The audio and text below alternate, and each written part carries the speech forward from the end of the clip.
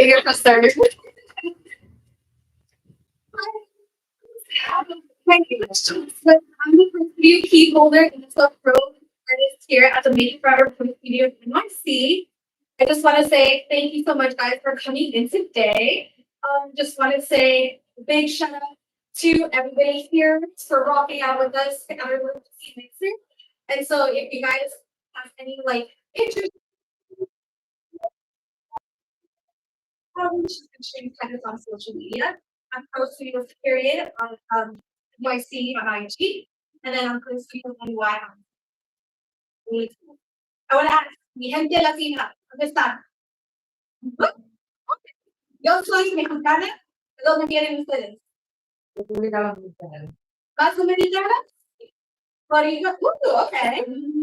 Colombia. Oh my God, Colombia. Perfecto.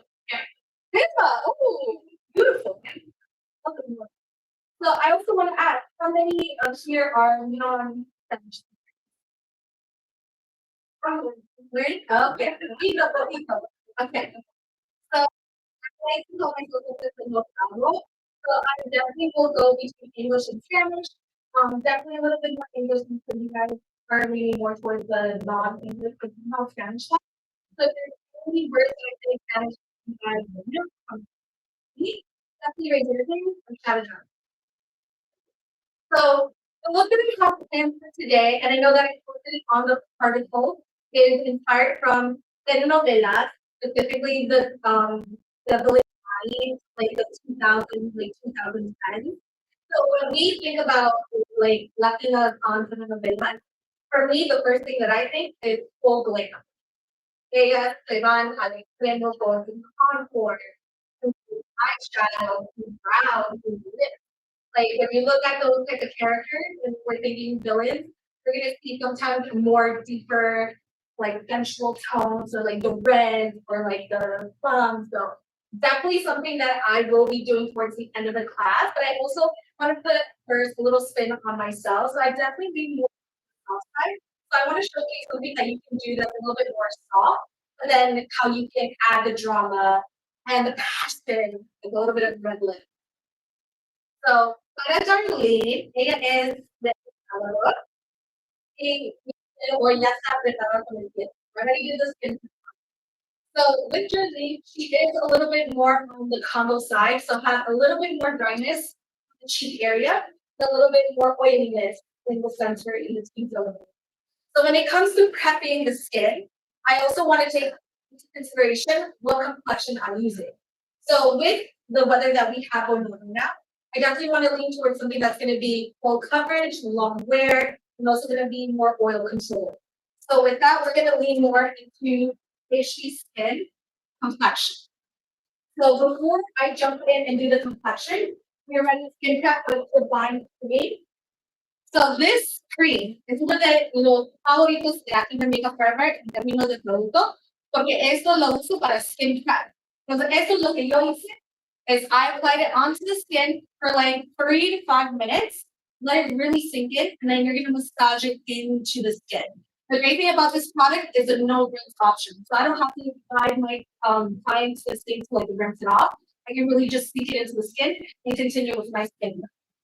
And when I did it, I really leaned towards focusing that more in the cheek area. Because again, I wanted more like soften and be too oily in the T zone. That I wanted to target a little different. So then after that, I did a little bit of Hydra Booster. So Hydra Booster again can be a hydrating primer. It's just gonna help with the dripping and the wear of the complexion. And again, focusing that more in the center of the face and then blending it outwards, not focusing too much in the T-zone area. Later on, you're gonna probably see me add a little bit of an oil control primer, but that's gonna be in a specific targeting of where she has a little bit more of that oil. And then we're finishing off with a little bit of like an eye shield. So this is gonna add a little bit of hydration. I did purchase it from Sephora. So you can purchase. So we did purchase it from Sephora, but you can use any like brand that you. And the other reason why I did this is because since we are doing more of like a smoky, I usually tell artists like in this case, work the easiest way where you can make sure you have like easiest cleanup. Especially if you're working with deeper colors like blacks and dark browns or any other deep colors. You don't want to fight it with complexion first and then cleaning up and then the fallout. You can do it. It is something that can be done. But if in this specific situation, I know that this is just the one look that I'm doing with the client and I don't need to do any quick changes or anything like that. I'm gonna start with the eyes first and then do the complexion after for an easier clean. And so the shields work not only on like protecting the fallout if there is significant fallout, but it's gonna add the hydration underneath. Because with the complexion that I'm using afterwards, it's mate. So it is gonna be matte. And I'm gonna want to make sure that our skin is hydrated so it doesn't look like it's cakey or too dry on first. So now that I have that, the first thing that I'm gonna do is gonna go into the brows. The brows are gonna frame the whole look. And again, telenovela baddie, we know that these girls like, or anybody, like their brows on the more stronger defined side. Welcome.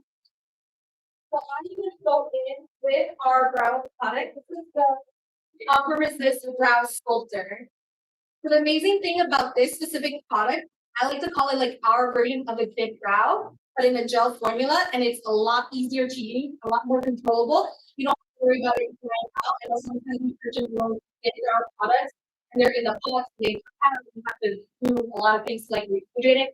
This exactly. So this is going to be a way that if I'm using it, maybe that's should do that. Let's say a couple months later, and don't worry about this product being dried out. So I'm going to go with my two shades. One is going to be the 25, and the other one is going to be 40. The 25 is going to be a lighter shade that we use towards more in the front of the brow, and then the 40 is going to be more of a darker tone, focused to the color of her hair. That's going to be towards the end of the. Because again, I want this to be a little bit more. I don't want to create any. If you prefer to still have a little bit of a softer, fluffier brow. And I am going in also with a clear brow gel. We don't have one specifically here at the Pro Studio. Again, you can use any clear brow gel that you prefer. And I'm going to actually start with that first to make sure I have like my shape of my brows. So going in with a disposable. And pro tip, if you ever, let's say, don't have like a preferred clear brow gel, you can use hairspray, you can use gel. Like if you're really in a pinch, you can use that. Those kinds of we can start first by just brushing this through the brows. And I will say the benefit of having a model like Charlene, ella tiene muy bonito. Yeah, the shape of the brows. But there's not much that I can do in terms of like shaping them. It's more now I'm just using this to fill in the top. Y una de las cosas que yo le digo a las clientes también es que las cejas se ven muy fuertes. So don't be afraid. Just let them know, hey, don't be scared of the brows being a little too defined, especially if that's the look that they're going for. Because once we add the shadow, once we add the foundation, all comes together towards truly for those that don't do too much of like a full glam, but if that's what they're looking for, just make sure you're guided with that.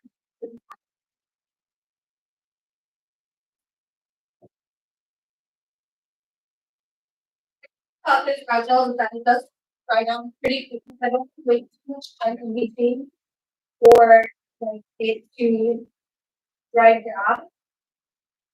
I'm gonna go in with my lighter.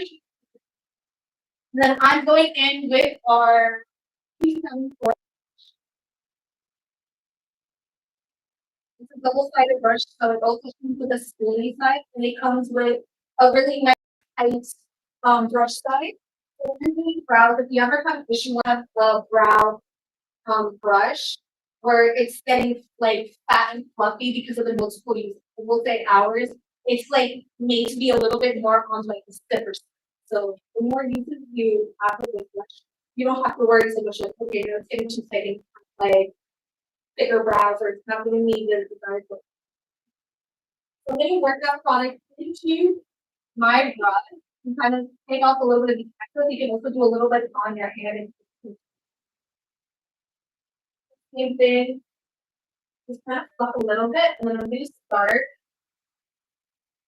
towards the front.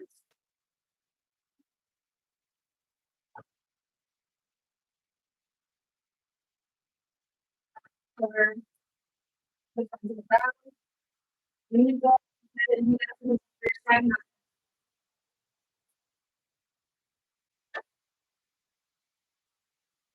if you preguntas, if you have any questions, then let me know. Y otra cosa que es, bueno, de este producto que es water. This is a waterproof brow sculpting product. So again, really great for that needs this skin.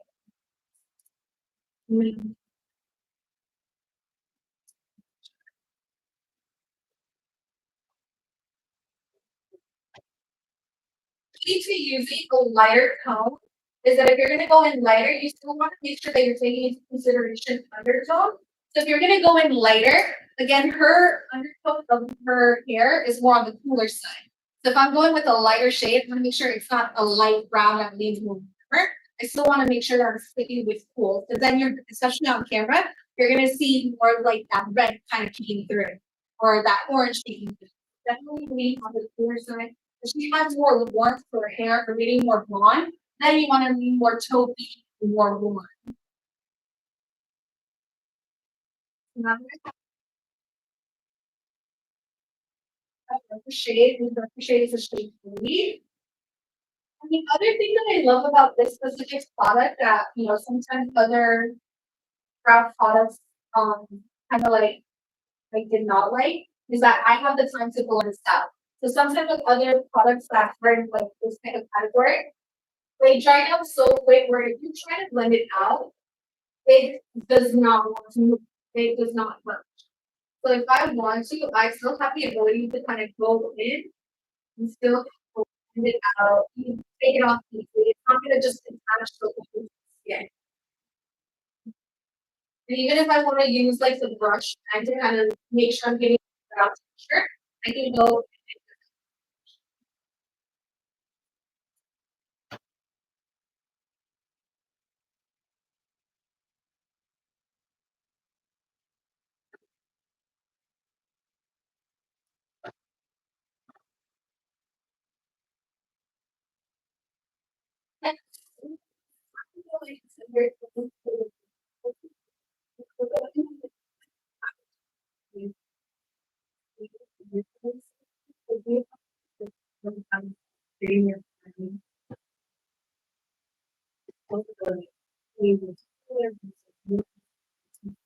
Yes. So one of the things that honestly that helped me out a lot is that when I look at undertones, I start off. We should go actually it's right here. This is going to be one of your best friends. Is having a color wheel. So having a color wheel, anything that leans towards more like on this side of the wheel, where if you see that it has close the tones of red, the yellow to orange, it's going to lean something a little bit more.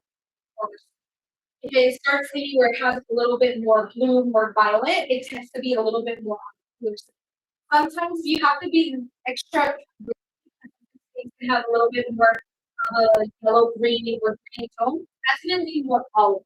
So on certain clients, it can work. I feel like it's very far and none where I don't really have to deal with like an olivey undertone clear. It's very rare. But I would say definitely having more thoughts of like the blues and the purples. That's cool. Reds and oranges, and sometimes yellows are going to be more. And also, another way to think about it for me is looking, does it look more gray and ash? If it has more gray and ash to it, that to me is going to read a little bit more cooler.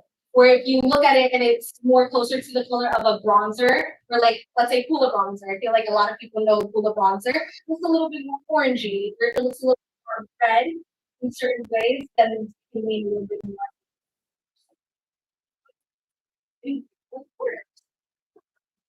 And as I go about with the makeup, I'll show this like warm versus cool. That way you can also get like a general.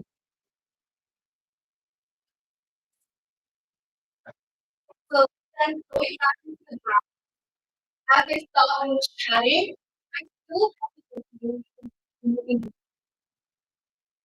So that's the thing that me, if I was using like a dog, I would have been like, okay, no wait, it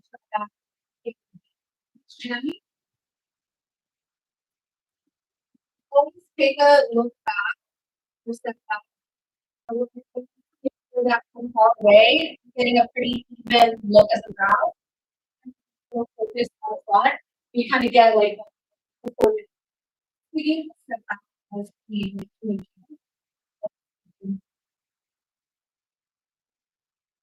now we just now go in with a little bit of a concealer. This is our matte velvet concealer. So I hate to break it to you guys, this specific concealer is discontinued, but I still like to use it because we still have it here at the Pro Studio to sell. And the reason why I'm using this specific concealer is that way if you want to use something similar to it in terms of like the finish and texture, I am using it because it's more on the fuller coverage side, but it's also matte and water. So I'm using that also as kind of like a light base for my eyes. It's gonna help kind of define a little bit of the brows before I go in with foundation. So for me personally, I like to go in with a shade that's not too light. It is personal preference. I know that some clients I do prefer sometimes to feel like a little bit of that brightening effect with the brows. So I would say it's something that you definitely have to take into consideration when you're doing those consultations with a client. Look at the makeup they've done in the past. Look at the makeup inspiration they bring to you. Like, do you think it's something that they want to lean in, or do you think it's something that you don't have? I will say, there's something that you don't have to do. It's less work that you have to do in terms of matching and making sure it's not something that's standing out once you go in with full one. So I'm going in with a 244 brush. Again, kind of brushing the color to make sure I'm not putting so thick onto the skin. And I'm going a little bit lower than where the brow is. And this shape of this brush is really like perfect for this because it's kind of like curving and getting super close, but also having it where I'm laying a little bit of that product close to the with very quick application. And I will say this is something where it's a little rápido. If I wasn't talking, this is something you can do like 10, 15 minutes in terms of like brows, having the concealer and going in with your product on.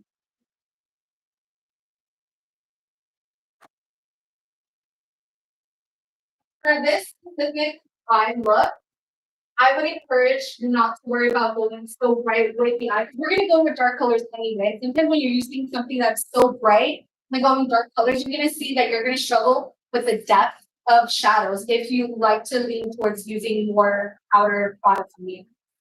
So instead of fighting against yourself in this instance, try to just go in with something that's and then on if you want to color the brow, you can go with a lighter shadow or pencil.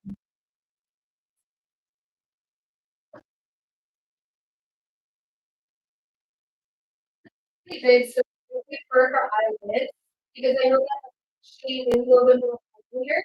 Is that I went with my color wall and I was going to my skin on the eyelids. So that way it can really went to me like this oil that was so thin. So that way when you're going in with any complexion on top, you're not having the oil fighting with whatever you're putting in. Because again, it's so quiet. Like whatever you need to kind of make this kind of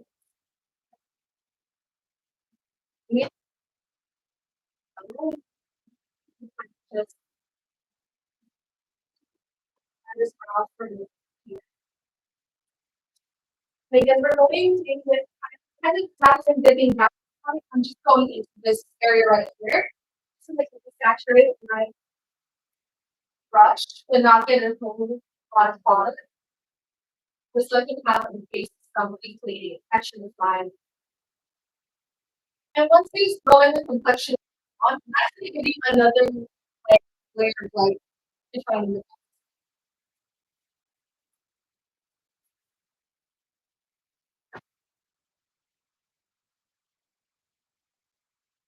It depends on the eye look. So for this specific eye look, because I'm going in smoky look and I'm doing a lot of layering, I want to make sure that I'm having something that's going to be able to hold the layers that I'm doing. So for this instance, yes.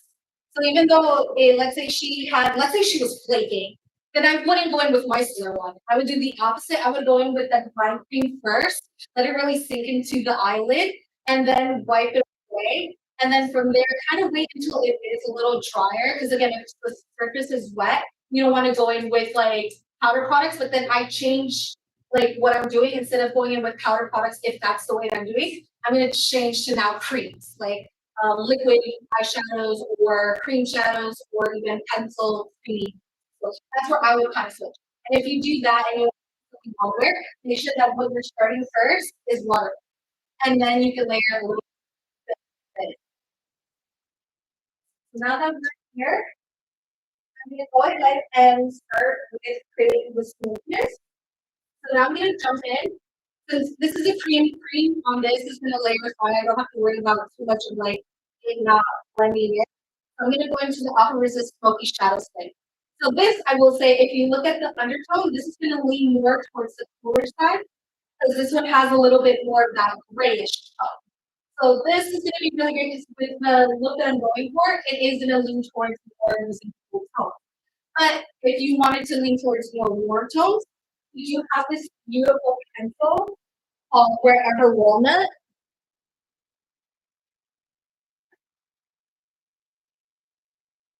See it side by side, you can see how much more like warmth there is, like a little bit more reddish in there. So this is the example of something that's a little bit more like neutral warm. This is gonna be a little bit more cool. So let's say instead of doing a black smoky eye, let's say she wanted a brown smoky eye. In that instance, I would lean sometimes a little bit more on the warmer side and use that. Then if I want to add depth, I can go in with a darker. So with this, never smoky eye, we're gonna go black. And then a little top. So I'm gonna go ahead and get my black. And the key to a smoky eye, sometimes like I know when I first wear a smoky eye, is like how do we make sure it doesn't get crazy, make it look too fluffed out or get too much fallout. So I want to say this it's better to begin smaller and blend out and work with lighter tones and work your from the closest to the launch. So I'm gonna go ahead and start with that first layer. Because it's the cream again, one, reducing fallout. And two, it's gonna not look as fun because if you're going with so much powders, that's when, especially if something is dry on the lid, you're gonna bring flakiness on. You're gonna start looking a lot more dry. It's gonna look a little flaky. And sometimes you're gonna see because it sometimes certain shadows it doesn't build depth as quickly as you want it. You're gonna see yourself getting so much more fallout. So I'm applying that. This does have a little bit of quick dry. So as I'm applying, I'm just making sure I'm blending out those edges. So that way later on when I'm saying, okay, this is a little bit different. I'm not going to see that harsh line.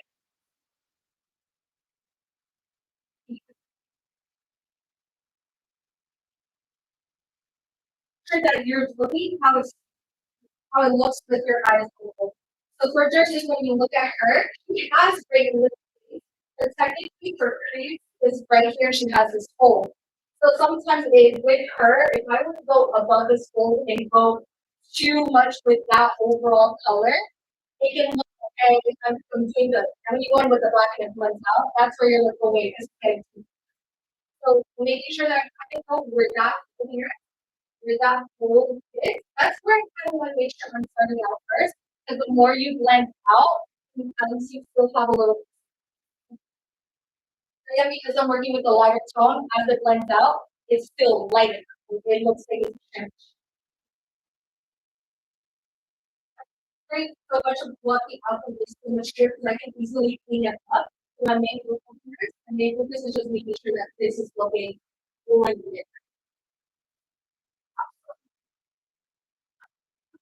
Issue with blending out anything that's waterproof. I do like to use liquid with medium to kind of help me blend out. So we have our brush cleaner that also duos as a mixing liquid. It used to be our airbrush cleaner. So that also helps out to make sure that I'm able to kind of blend it up with this right now. But it's not going to change the form. So I don't want to take away from this formula where it's not waterproof and it's too much. So a little bit of that into the brush is enough to just make sure that I'm blending it.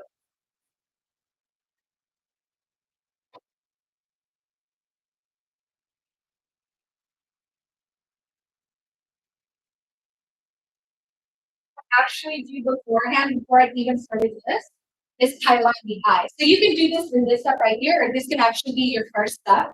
I'm gonna tightline her eyes. I'm going in with graphite number one.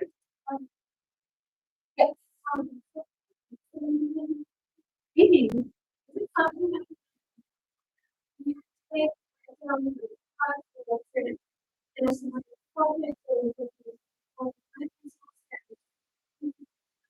Yes, you could do it.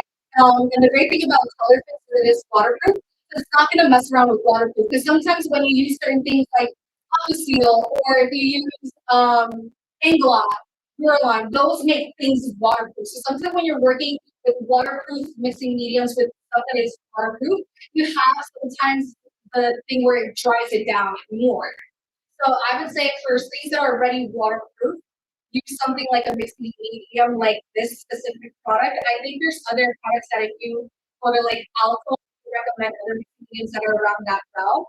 But for example, artist color pencil, this is not waterproof. This is where I would use aqua steel specifically for the zero line. And it is going to make it waterproof, but it's also going to make it easier to mix out as well. It's going to do like that 2-in-1.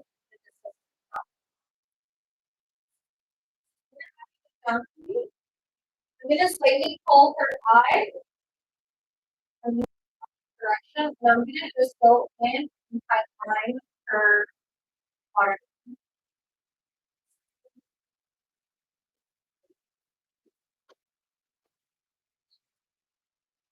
I do. Good. And you're also a Q-tip. You can use more Q-tip than me because she teared up.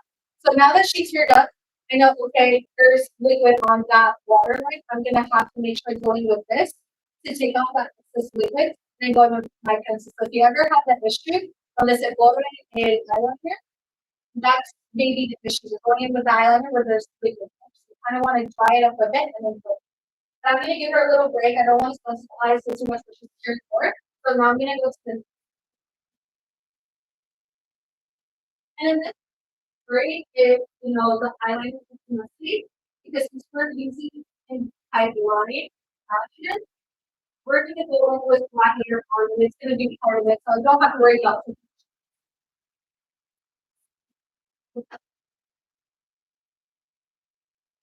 See how it's already kind of like going under the skin. It might have complexion here.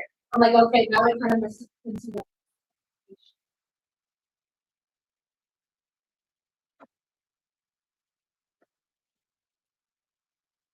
sometimes also having wind blowing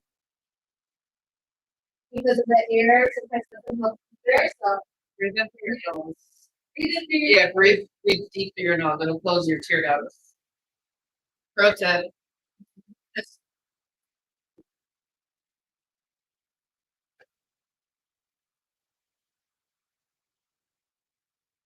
also while you're doing that, people are having some issues seeing. nice. Nice you better now. It's just not close. It's not very close. I'm afraid I'm gonna fall.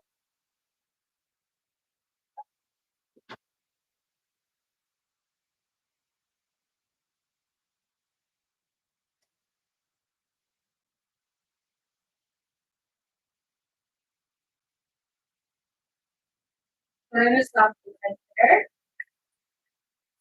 What I'm going to do is blend just a little bit of my pecan cream. And the reason I'm going in with the black tea specifically and not micellar water is since I'm going under the eye, this also helps us cut it. So it's not just strip the skin and make it under our water, but it's meant to also remove weight. So I just want to kind of clean up a little bit of that off so it doesn't stay in the skin. Because even though there's nothing there, if some pigment like wax or threads or things don't see too much, it's gonna stay. That kind of I'm also put that up a little. Huh? design cream. Mi favorito. Yes.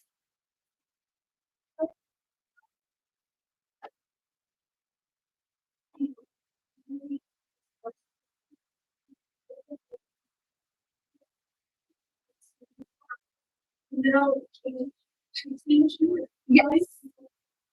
So that is where, honestly, for photo shoots, if you know that you're doing quick changes, the least amount of powder that you can do in those specific areas is going to help with quick changes because if it's in a cream state, you can always kind of, it's a little bit easier to kind of clean a little bit off and then go in with your cream again and then have them do the quick change and go on. Or again, to help mitigate is going in with specifically creams and pencils because it's going to be the less fallout option in that case. The other tip that I actually did the other day, and it did work, is shadow shields as well. And those specific ones are dry; they're not wet. So because I had this is this is wet, and those shadow shields they're actually dry. So if you want to place them on, you can. Or if you don't even have that, we have at least like the little tissues. You can just go in, quickly there, and that's it. Or some people like old school, I know put in a little bit of the powder under the eye, so that way it catches as well. If you do prefer more like that eyeshadow powder. Those are different ways that you can help mitigate. Uh, there, there's color pencil in the blue eye. And this is where I am gonna now go in with aqua steel.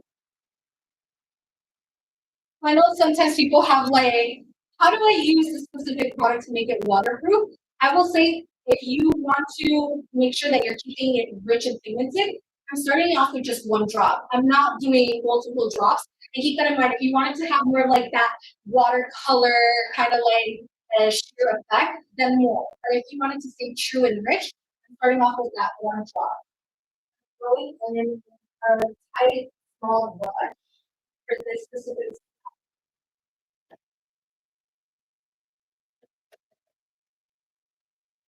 two and then I'm just gonna give my pencil directly into that aqua steel.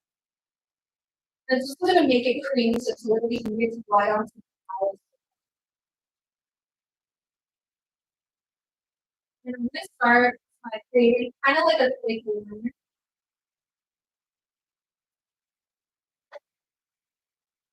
Specific eye shapes, you can also go straight lip.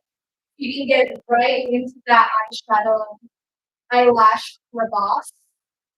Because if not, you're gonna see it on one face. Maybe you guys can crevasse.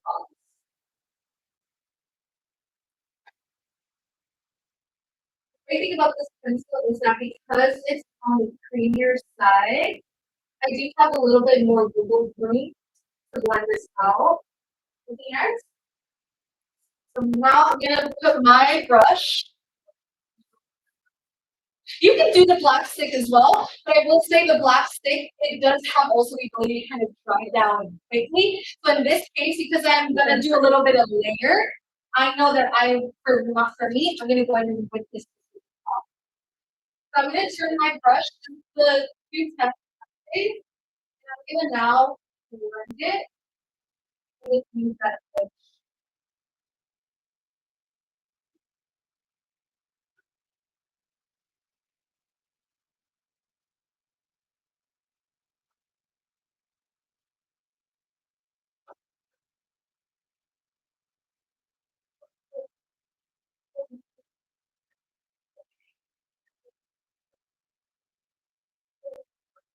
See how it's starting to get a little bit. So you once you have her eyes open, now you can see it's starting to get a lot of her eyes. That's what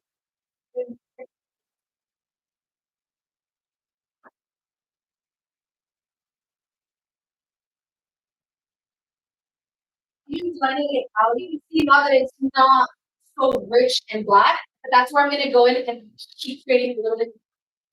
And now I'm gonna go onto the other side and go ahead and do that as well.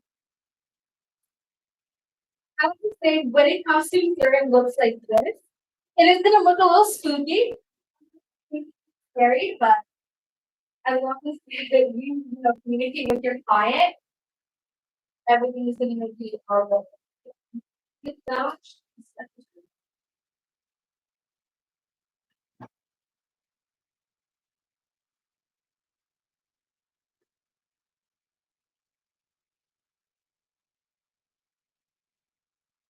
the stages where, and this definitely don't have to be specifically to perfect.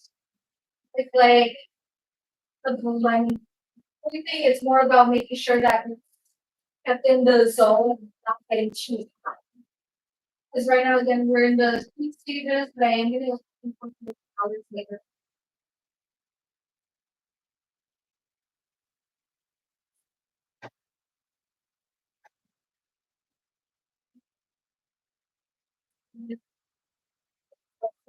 So from there, I'm not gonna go in with a clean brush. This one does have a little bit more fluff, but I'm keeping it small. Look at the smaller brushes you're using for this specific step, the more control you have. So this one is a double-sided brush. This is the 158. Is this the one or 248?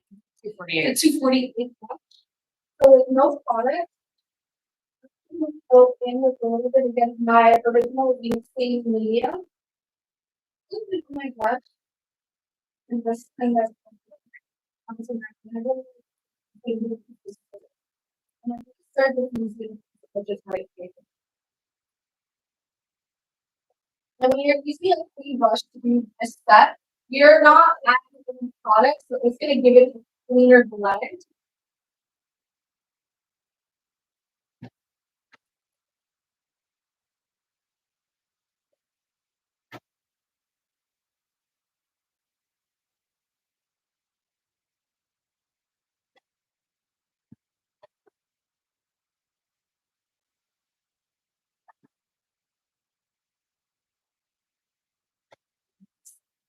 And again, make sure you're keeping those eyes open and seeing from the far.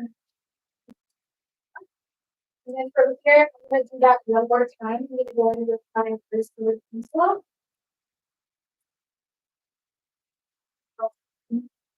Close to that, add that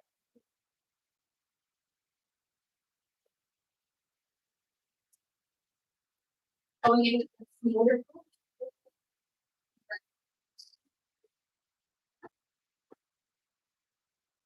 Going in sideways.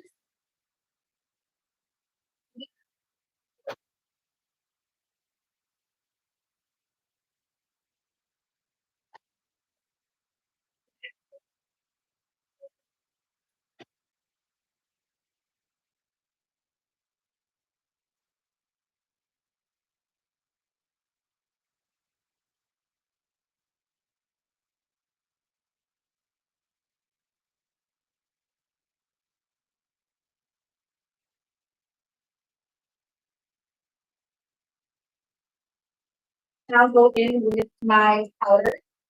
So the first thing I'm gonna do is start off with this kind of neutral color. It's just the hint is of warmth in there. So I would call it more like a neutral tone that has a little bit of warmth. And this one is called hot coffee. So with this specific product, I am going with a slightly fluffier brush. This is a 242. I'm gonna dip into that powder. Hold my brush. It also tap off any excess. And from here, same thing. I'm not gonna go above. I'm gonna actually go slightly in between here, where that crease is, and chug it.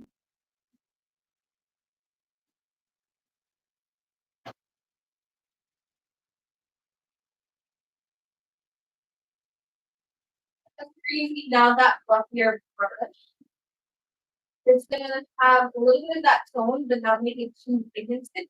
Because let's say you wanted a super defined and like puff crease moment, I would stick with those smaller brushes. So even though I went in with that fluffy brush, but there's still a slight bit of space right here. It's not going so high up, and now we're getting a little bit more of like a smoother transition. And now that we're going in with powders, it's also going to start kind of locking into place. Same kind of aspect when we're going with creams first, with foundation, and then we're going in with the powder setting. That's kind of the same kind of stuff that we're doing. Same thing going into that hot coffee, like sporty shadow, happy the way that was moving forward. The all other benefit also about working with the waterproof liquids and creams first is that usually when somebody has a lot of oily eyes, if I started with like powders, you can already see that creasing or sometimes that transfer. Right. Exactly. Or sometimes even with different lids, she doesn't have so much like meat here. But if you ever have an issue where people have a little bit meatier eyelid, you're gonna see that transfer immediately. You kind of want to make sure if you have that type of client with that specific eye shape, you kind of want to make them kind of make sure it's dried down and working with things that you set down. Sometimes even avoiding too much powder is key in that aspect. And The shadow sticks come in a couple of flesh tones too, just by all means. Like it, because I am now working with shadow, but like how I want to shape now. Or because I want something a little bit more vampy, more sexy. I'm gonna give a little bit of elongation, but at the same time, I'm gonna think, okay, I want this to slightly bit more high and cut up. So I'm going towards more than the brow here, but also kind of lifting here, kind of lifting here. So she is looking straight out here. Later on, we're gonna kind of clean it so it doesn't droop down. Because sometimes, especially with her eye shape, it can look too droopy if you go too outwards and it's not lifted. So we're gonna also clean that. But I want to try and kind of result as to where the brow is as well.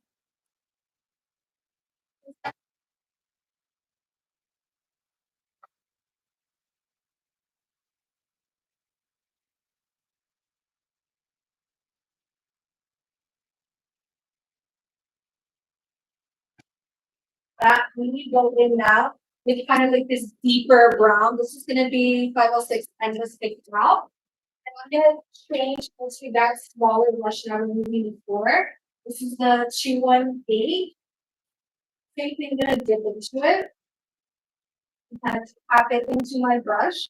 I think there was a makeup artist that says she likes to coat her brush. I'm not sure which makeup artist said that on TikTok, but it's kind of like coating the brush with that.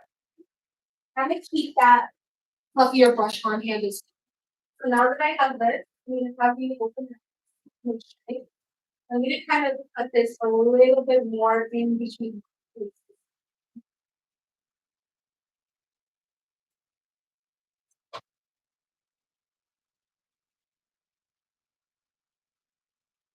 Like that. And the reason I'm doing this because if you go with just like the stark black and blend it out, you're gonna see sometimes that that's where you see overall grayness, and sometimes that can look very muddy. So when you have a slow transition with some type of skin tone, especially with her undertone, she does need more like neutral but slightly at the same time. You kind of want that to look like it's coming from within. That's why I'm like building that look.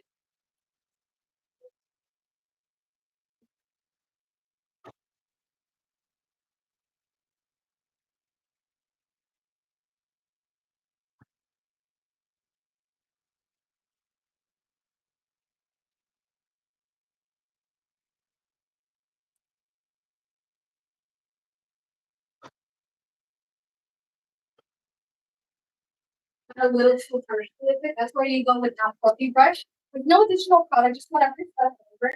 You can use it to blend.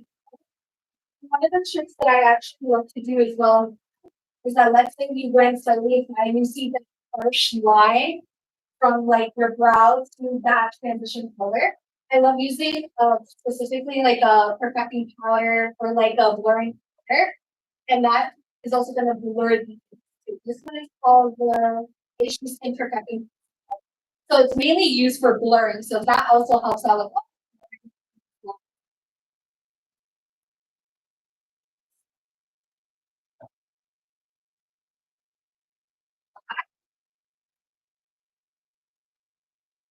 Actually, I forgot to mention as well. At the end of the top, we're gonna do some raffle. And the raffle is gonna include little makeup bag with the graphite liner, the eyeshadow, and I think there's one more thing. Yeah, there's three things in there, but we're gonna do There's that. a fun third thing that we forgot. Oh, brush. The 156. But I'll tell you which brush that is. And I'm going with that black, and I'm going back to 243.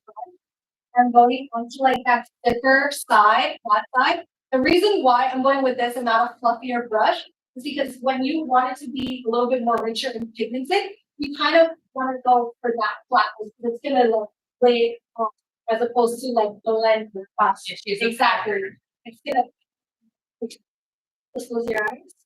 I'm gonna now put that onto your, and that's going to diamond and keeping it close to that.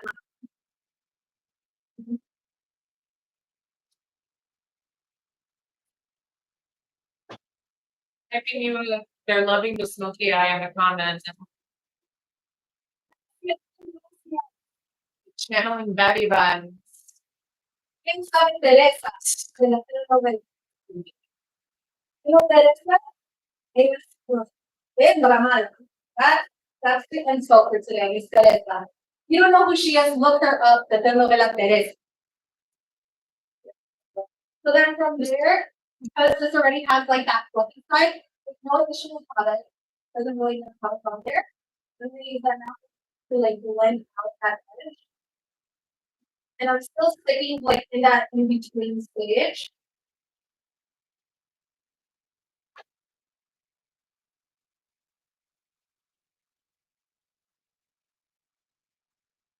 Your blend also, I'm going in one direction, so I'm not really going like this. If you start going in like this and start putting pressure, you're gonna start seeing kind of like the skin come out because you're literally rubbing that product. So you want to go in one direction of motion. So you kind of still see that but it has it. And I'm considering now to go back to warm tone. Yes.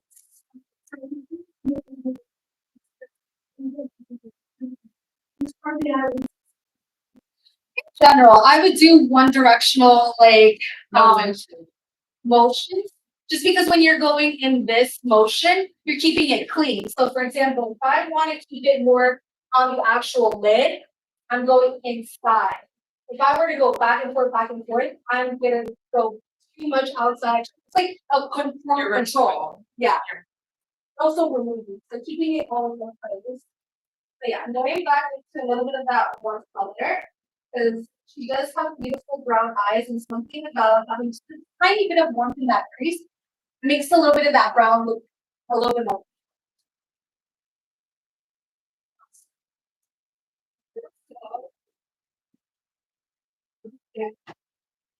So from here, this is where I like to play a little bit with how I'm gonna cut the eye. So in this part, I am going in with makeup remover. This is gentle eye gel. And we go a little bit from that onto the face. And this is why I tell everybody when it comes to eyeliner work or some kind of shape, don't overthink it. Get it done because honestly, this has been like my number one helper is cleaning it up. So I'm gonna have her look straight up. And then I'm gonna go kind of like where that lash line is starting to go down. I'm gonna do that as well first.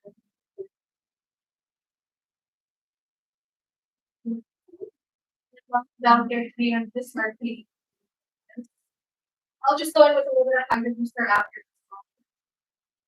When it was a ton of vibrations, it should have covered the stroke over time. And it's also important to start taking away any darkness in the layer because then once we go in with complexion, it really is annoying when you're dealing with any like under eye, especially working with black. Actually, Why are you doing gentle eye and not? For me, honestly, I think because it's a little bit stronger, and I don't want it to get too creamy. Because if it's too creamy, and I work with shadows and pencils, I don't want it to start melting in and then losing kind of like that line. So that's why I prefer gentle eyeshadow because it will kind of like dry out. So that's why.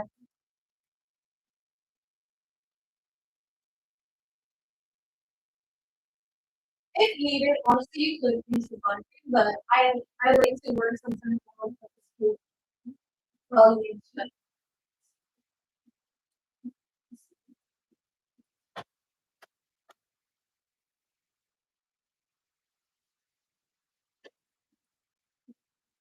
and then one thing that I also like to do working on the complexion part is making sure that while I have that line of kind of like a line, I don't so for me personally, I don't like that crispy line. Some clients do like a really nice crispy defined line. Personally, I don't. So later on, once I have the complexion up, I make sure that it's not. That's where this is gonna come in a little handy to kind of blur because it has a slight translucent base. It's not gonna be so pigmented where it's gonna like whiten out so much. As opposed to if I were to go with like this specific powder to blend out, this is gonna have too much pigment. This is a powder foundation. So this is gonna like it's too much. So this is where if you want to do a traditional black smoky eye, you can stop here. Trying to do a little. So I'm gonna start with Scarlet Powder. This is the shade number 19. And you can see it. Oh wait, here's a pad.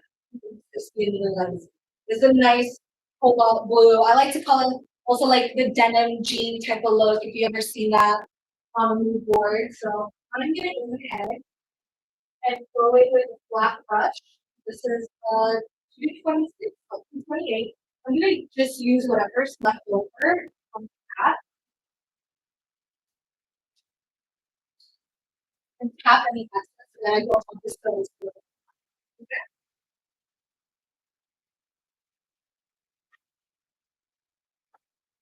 so I'm gonna press it. So the great thing about this specific product, I don't need like a lash, I mean a glitter glue or anything like that. It's gonna stick to the skin. This specific one, because it's more of a pigment, I don't need like a wet base, so you don't need to do like the setting spray trick. It really just it's automatically.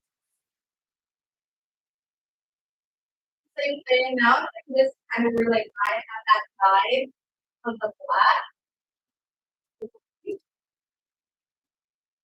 and we have a little bit more of like that. And same thing with that brush.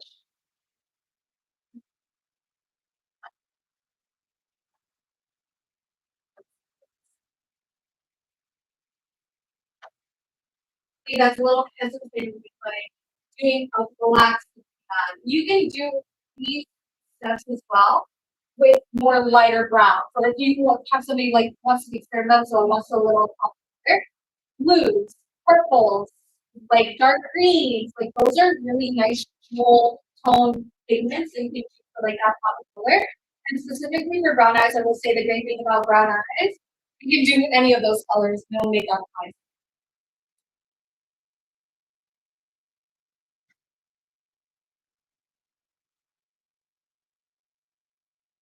And because I have all my base down, it's waterproof, and it is a cream that you just like here's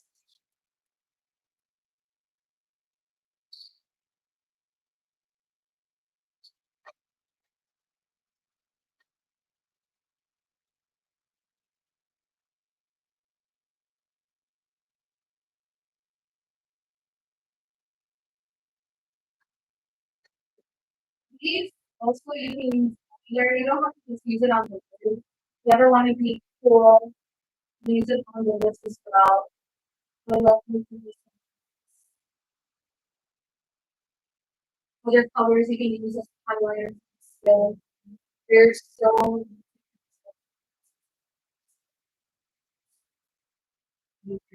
Not the scale make a face.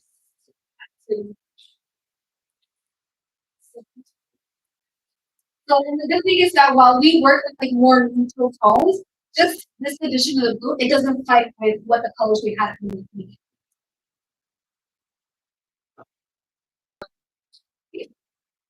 So from here, I'm gonna go ahead and just curl lashes and add mascara. They're gonna do lashes like this. First, I just want to let these so you can dry down. If you guys want awesome, beautiful lashes, I recommend talking to a piece after the class. Beginnerlos bien there. You want glue, like if you want a great lash glue, talk to a piece.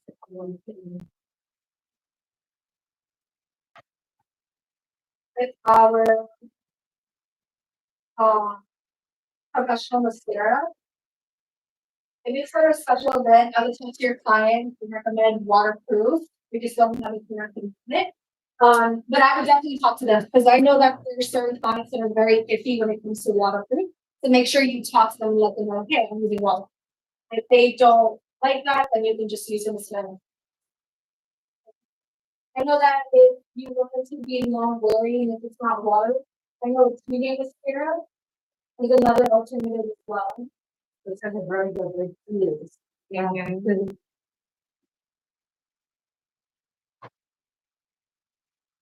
Official makeup gangster says hello from LA.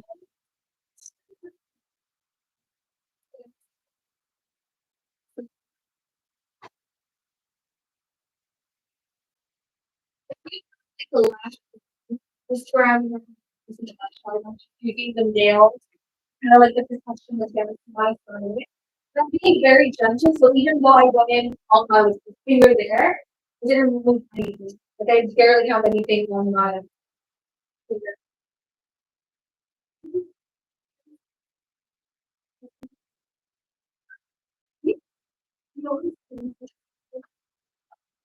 It depends. I feel like most of the times I do, just because if I like, really get stuck for block, I take a crevice into the inner corner.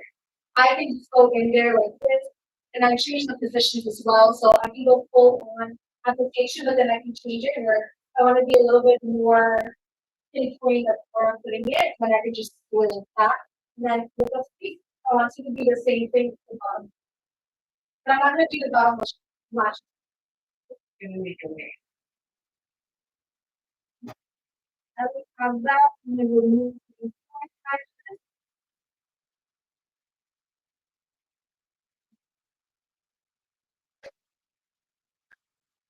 and I'm gonna make sure I clean my hands because if you're like somebody like me that loves working with their hands, you want to ensure it's clean of any product because now that we're going into complexion, you don't want to accidentally get black on there because it's leftover product. One of the things that I recommend is there's these shields that you can add to your hand so you can just take it off immediately. I just don't have any on me, but that's like another easy way to have it. Or you can work directly from your cabinet. But I personally I do love working with my hands.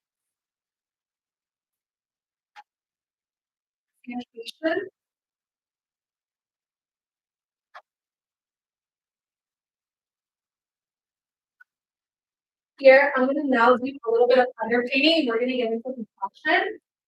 So I'm gonna go in with our artist color crayon, and this is gonna be in the 506 and the Cab. So again, based on the mood that we're going for, somebody that's sensual, a little bit more villain, those type of like characteristics, you think a little bit more stronger in how you do the face.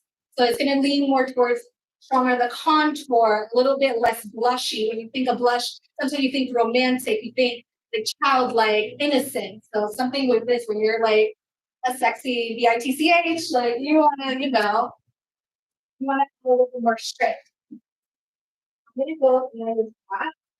And again, this tone right here, this is where you're gonna see a little bit more of that closeness. And I will say this one is really great for her specific skin tone. The ones I would recommend for deeper skin tones, we also have the 608. That is no, the which one is it? This 12. The limitless and dimensional. Limitless and dimensional and these six. So if for the client itself, I'm gonna go ahead and add this. I'm not gonna go directly and draw on her face for sanitary purposes. I'm really just adding this to it. You can also like cut it, whatever you prefer.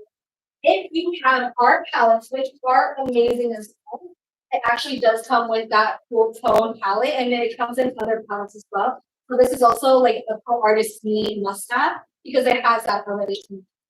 But just to show that we have it individually, so that way if you just want this one and done, we do have it here. You can always use it. The palettes are also water resistant. And they're also water resistant.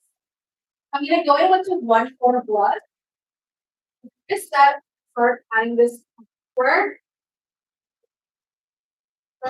slightly bit higher, but into that cheekbone area. So this is like the high point of her cheekbone, so I'm going slightly bit under. But I'm also keeping in mind that she doesn't have so much space here to play with. So I don't want to go too low either, because then it starts dragging.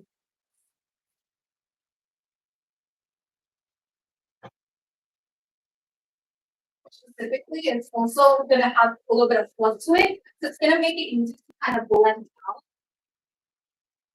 So because we're doing this under the foundation, it's a little bit more forgiving if you go a little darker with it. We're reverse, if you were to go on top of the complexion with this product, you kind of want to be a little bit more mindful of how much you're applying because it's directly on this.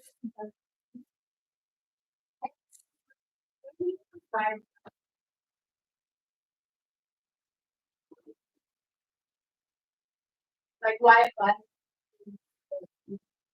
I would say underpinning for today because I want, for me personally, again, since I want it to be like full glam, I want it to be super defined. So I want that contour to be strong. I want to bring a little bit more highlight, but with my specific touch and flair, I do need a little bit more softish. I still want it to read like skin.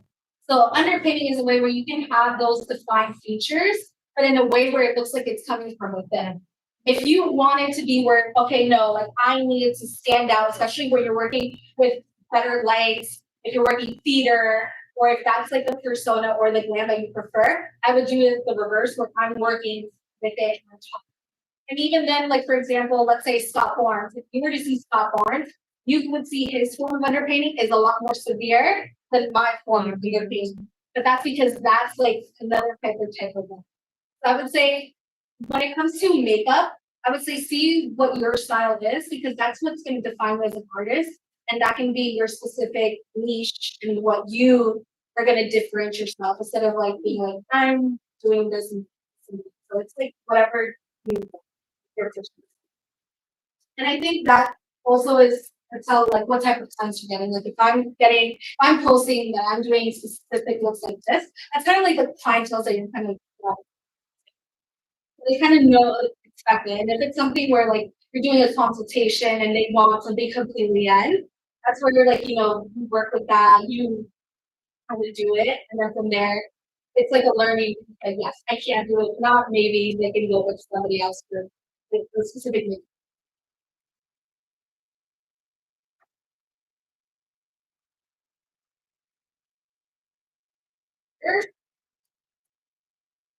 So I wanted to find again the face,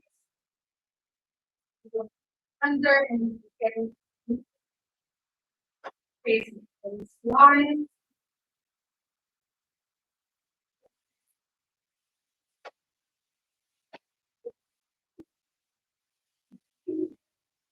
And the other thing that's important about skin prep is even though this product kind of sets down, it's still easy to go on and it's running out because of the skin prep. If after you go in and let's say your skin is so dry, it's gonna absorb the skin where it's not gonna want to blend out. So when you do that skin prep, it makes it so it's easier to blend out all of that.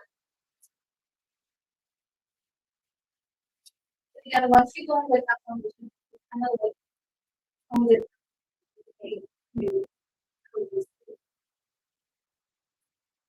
And this is just one layer. Yeah, we're going to it's about that under, and then we're going to do a little bit of this.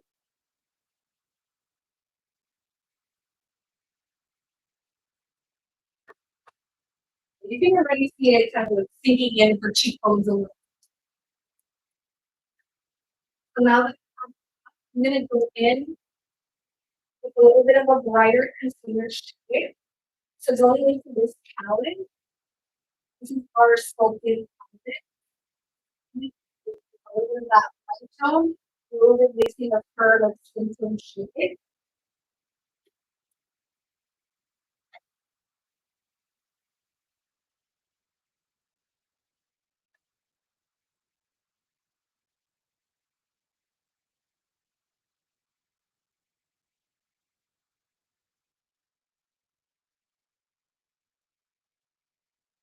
That's 244 blush. Mix it.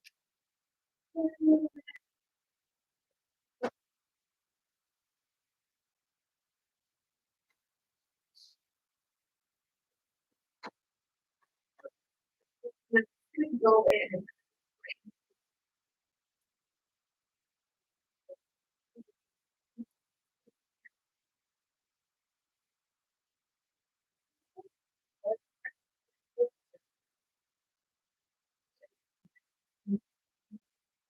Happens to go in a little bit more of like the skin like complexion product. But I would say it doesn't work in layers. HD skin has more coverage. This product specifically is also a medium to like buildable coverage. So I can already use that to kind of mitigate the redness instead of like going in with like that extra. I will say we outline like for example our super boost, which is a 6 moisturizer. Color correction is important because you're going to still see that redness kind of keep.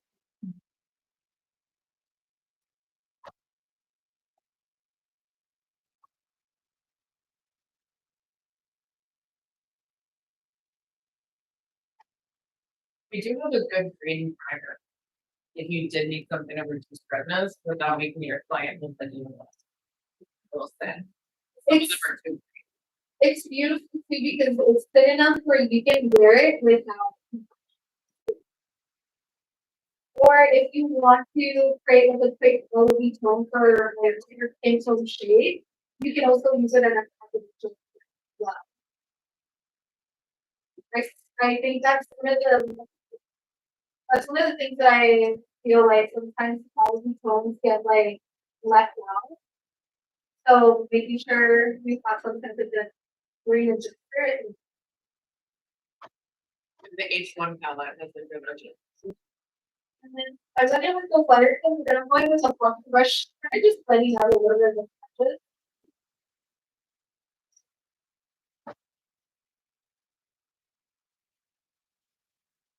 But if it's not too light either, I can always go brighter if I want to once I set the foundation. But I'm just going to light it up, or it's gonna keep a little bit once I put the foundation.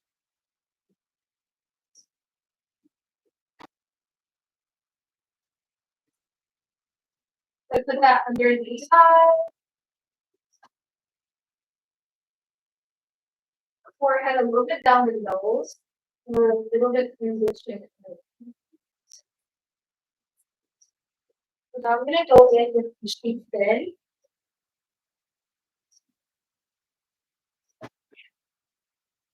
Now I'm gonna go in on my favorite brush, 108 brush.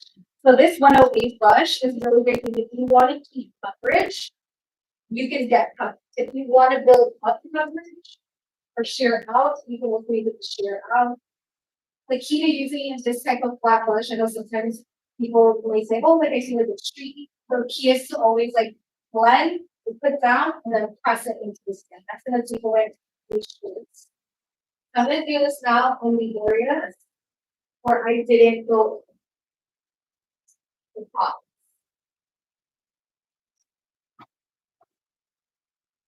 This is really jumping. Yeah.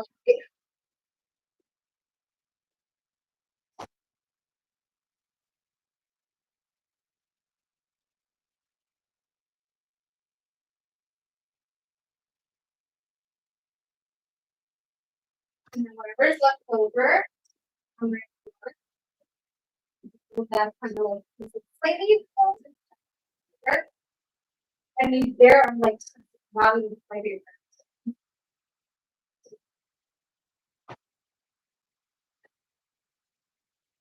I'm talking a little bit about.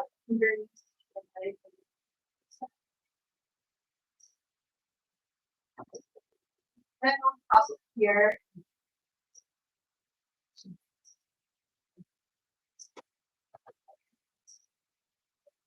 So again, HD skin itself is more of a natural matte stitch, but even I can see that that's showing and the skin of the so you can see instead of listing of blue masks, it is natural finish, not conditioner their.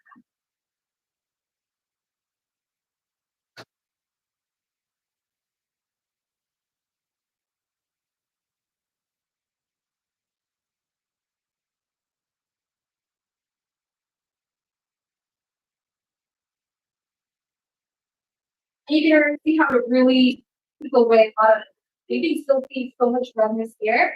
It's that layer of the cheek skin. It's Yeah. it's so good and you didn't feel like this. After.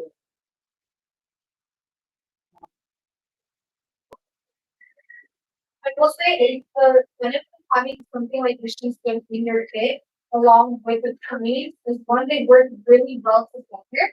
But I feel like issue space is so customizable where if I want to make it a more healthy foundation, I can add a little bit of oil into it. If I want to shear it out, it's just a matte finish of it, I can go in with that airbrush thinner. If I want to modify it in general, I can go in with a little more oil control, more modifying spray, more modifying color, and it's gonna do just that. So instead of having so many different foundations, you can have this specific foundation and you like adjustments to it. And I would say again, keep, especially sometimes with clients that are a little bit more drier, even like that person, at the beginning of the class, she has a little bit more private space to treat. That's why the benefit of adding is gonna be better. In this instance, to make sure I'm not flaring any texture. Or can see any redness. If somebody already has that redness, if I were to go in and go like in a buffing motion, then they increase that redness completely.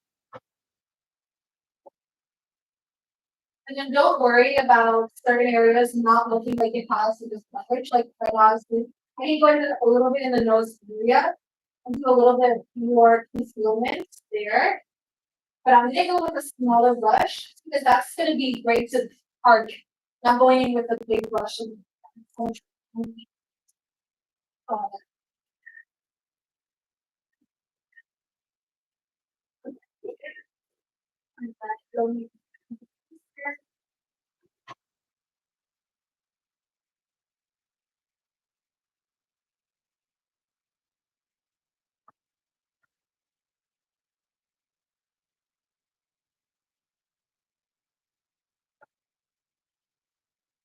now we can go back to that 144 brush. Right. This is like one of my best friends, just because I can use it for blending. It's the bottle. It's really good. It's just like very, it's like you're supposed to be your food. So now we go in and start adding more foundation, like crevices up the nose. I think that's the word of it. I finish have a little bit of that nose.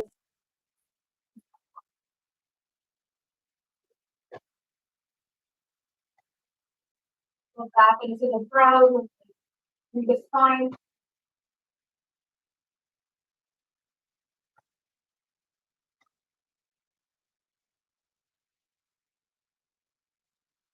Any questions regarding HP skin in general? Doesn't touch you. Or any type of complexion products in general?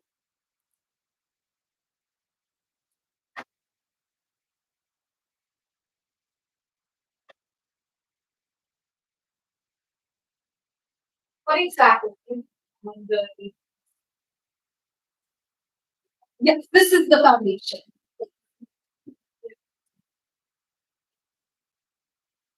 And keep in mind, I'm still going to go in with another layer of complexion.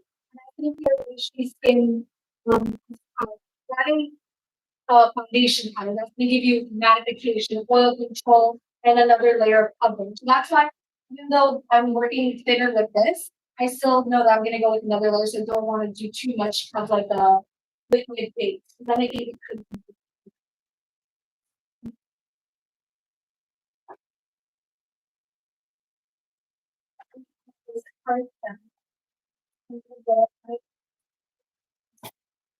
A little bit more. I'm gonna do a little bit of this in this one tone shade. And just gonna add this kind of like my bronzer blush.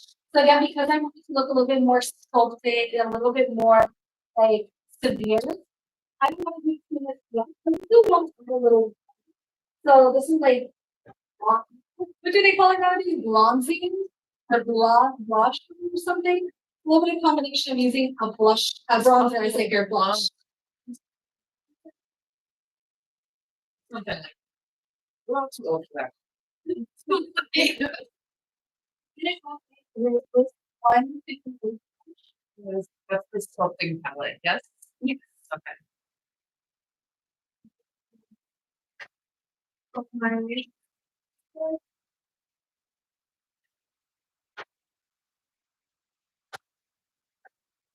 So slightly before I did with that one, these palette. And so it's not the typical blush where it's peachy. It's not really peachy. Because I don't want it to look too peachy. I want it to look like a bed. And yeah, sorry. That's what it is.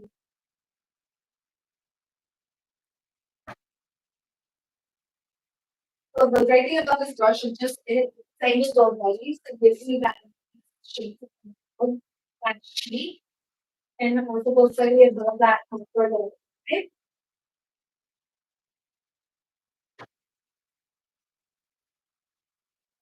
Back with my little brush, my 144.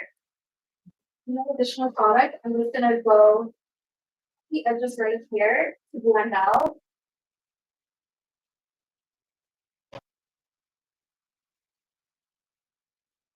Well, actually, are synthetic, so you can work with creams and with powders with all of them. And they're meant to mimic and hair. They do are good. Creams are good. So now that we're here, I'm gonna go ahead and grab my powder. I'm gonna go in with the 106 Star Foundation Plus powder. So before I go with that, look for me. I'm gonna make sure I'm blending out any creases. Again, roll it down with when you put in powder, you're gonna set those creases. So I'm going in with that 140 brush. This is a really small fluffy gel, which is also one of my really favorite brushes. With that brush. And I'm gonna use that as my favorite. I'm gonna also go right here in that nose. Yeah. Set this in the middle. Right now, I'm also gonna do just gonna bring down the shine and the areas where I want to make sure it's not making the makeup look like too good. And in general, create that extra shield of like oil control. And because this is a fluffy brush, but it also has this like dense, I'm pushing that product in. So it's also making sure that it looks like it's thin and it's not just a layer of powder sitting. And then you can really see how it's kind of setting down and adding a little bit more of like that third. Hold on. 140. We also do have downstairs our touch station. So if you guys have any questions regarding any of the products that I'm using or tools, it's going to be downstairs.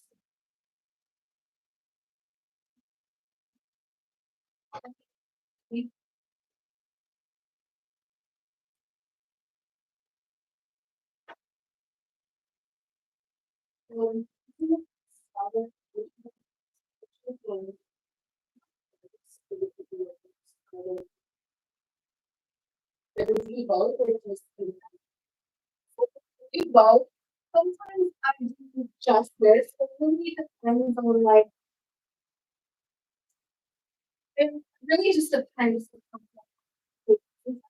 Like I do different techniques where if I go in with which I do have right here. I know that's kind of creating a little bit more of like a blanket shield on it. I can show you how I like to do it too.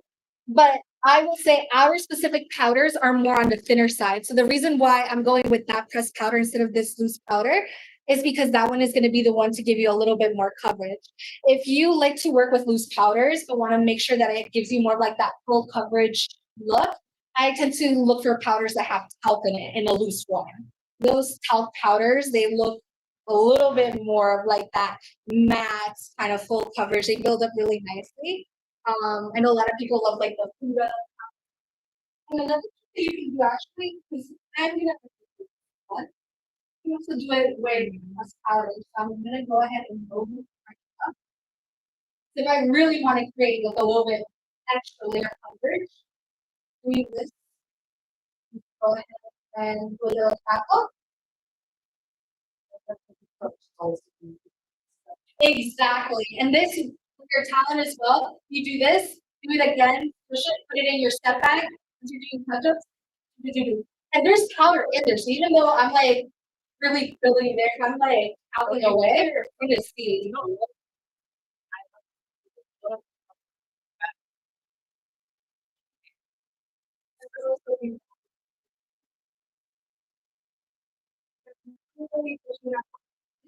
that I'm fussy and not sweating. Even with my brush application, I wasn't going in. It's me sweat.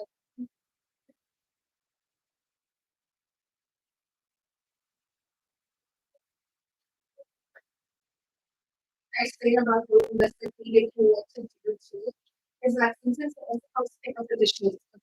So that way, like if it's starting to look a little, you can do it. Do it to kind of the top a little more. So it's like definitely a little more on that, but I really think it's still having that shine from the top. So then from here, I'm gonna quickly jump into finishing the bottom right, and then finish off with skin and then jump into this. So with the eyes, and I don't want to go too crazy with it. Just stuff it too much. I'm gonna go back into my little brush. I'm gonna first clean it off. Synthetic brush, the great thing about them is that if you quickly just wipe it off with a tissue, you go into your next color, it should work fine. Again, I'm working with deep tones for the next side. Don't need to like make sure all the black is kind of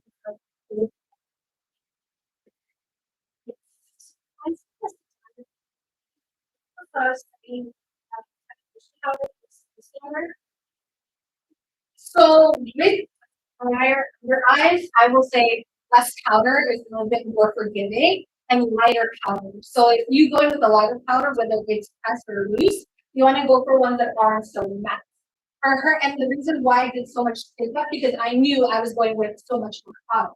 So I'm able to go in and not fear that, oh, now it's too much dry. But if somebody has so much dryness where every skin prep you're doing is like soaking it in, that's when you want to use whether it's pressed or loose, light powder. I will say our powders are super airy, fluffy, light. Like our yes. So even for like my like when I'm going for soft skin and natural or like soft glam, mature, even for male grooming, that's where I tend to use either like translucent powder, protecting powders, or even just our oil control. The new perfecting is really good in between.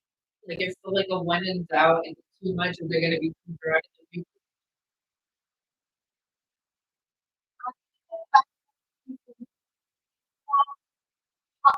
And I'm gonna now get close to that. Doing last time. Just add that smoke. And because it's like the lightest color that was work transition wise, it's okay if it goes slightly bit lower because I can just go in with that perfecting powder and blend it out. Again, because we went in with the other powder, the issues in it, it really is kind of more it's where it goes swirling so much of its color. You know, again, working with that small brush, it's really good for keeping it almost a lash mark, right?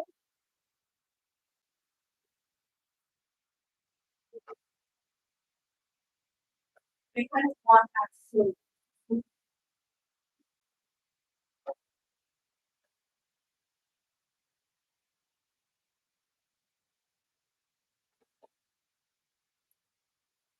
So then I'm gonna go with me here, this skinny mini brush.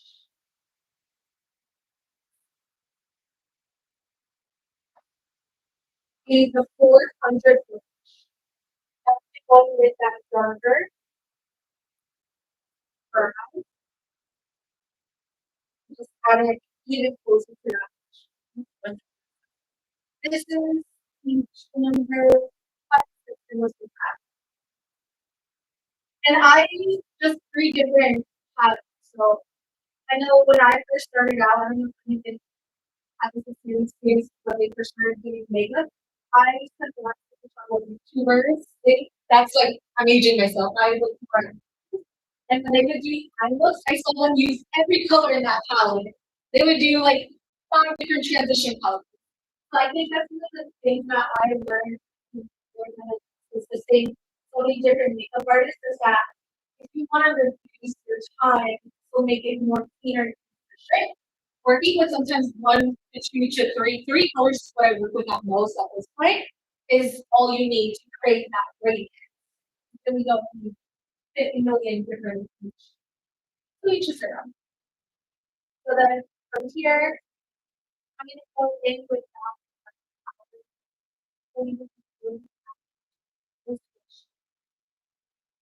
Make sure that I'm loading any edges. Now for me, this is where I kind of go back here as well, kind of do like that edge right here.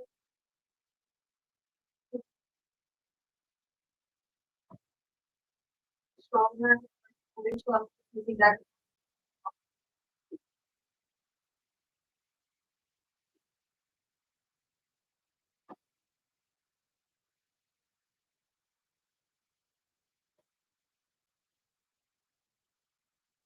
And guys, can I get a time check actually?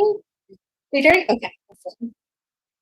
So now I'm going to go and add a little bit of that powder.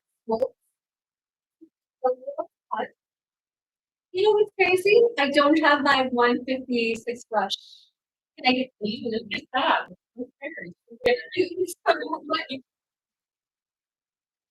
So while she's in that, I'm just gonna work on lashes there.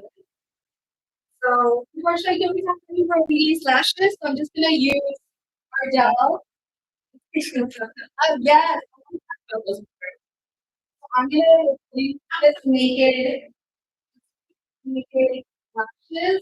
I'm gonna actually go for this knitting style.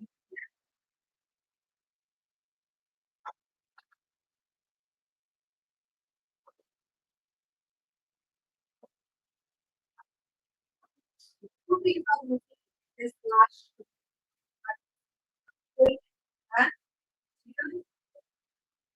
You can always layer these, so if I'm layer like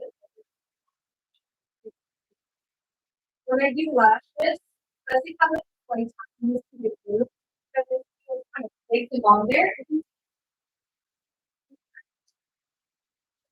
This is, I will say, is getting more softened. If I want to give some bob off food, I can just get these right here. This is the brush that's also part of the brush. I will say this will be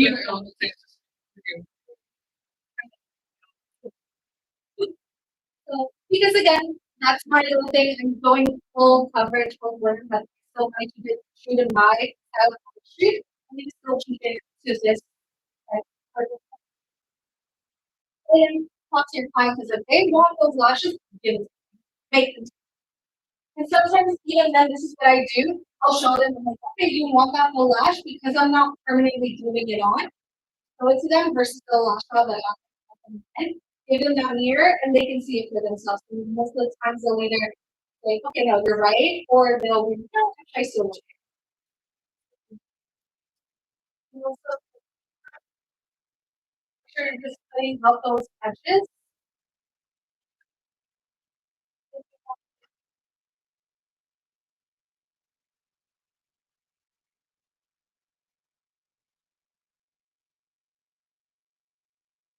Anybody have any questions regarding lashes, placement, the issues they have?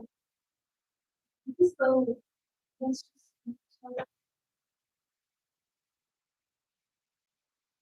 you repeat that? Oh, Yeah, go. oh, yes, yes. So we went with these lashes. So what I'm doing right now is cutting like the ends of that because with these type of lashes, especially thinner or thicker bands, you always have a little bit of like a poking out type of like yeah, like the extra line of it. So in order to make it comfortable for your client, you want to make sure it's taken off because if you like cut it and it gets dull, it doesn't feel as potent. So if you ever have that issue where clients are like, I feel like it's kind of poking me, sometimes it's because that is also like the end of the lash. Sometimes You'll have that is yeah.